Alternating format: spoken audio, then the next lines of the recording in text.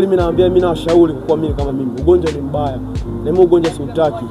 Mimi nawashauri kabisa wao wanatumia kinga kama kawaida. Unaitwa nani? Naitwa Chuche. Chuche. Yeah, of course. Wewe ni bodaboda mwanangu au sio? Ndio, transport. Hivyo mko na nafasi ya kuondoa ugonjwa mmoja tu duniani, kuondoa ugonjwa gani? Kwa kweli hapa mimi sikufichi, mimi ndo ukimwi.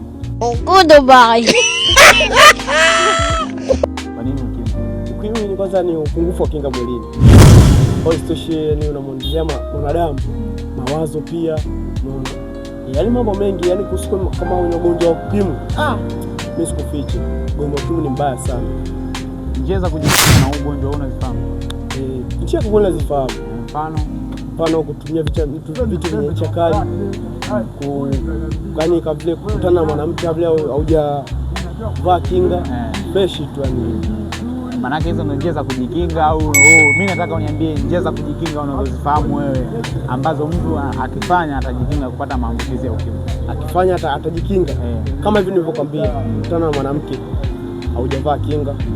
Hiyo mmoja wapo njia. Washikaji au wana ambao unaona bado wanajifikiri, kuna wana utakuwa unawajua wenyewe kazi yao wanaendelea kupiga kavu, unawaambia nini? Kwa kweli mimi naambia, mimi nawashauri kwa mimi kama mimi, ugonjwa ni mbaya na mimi ugonjwa siutaki.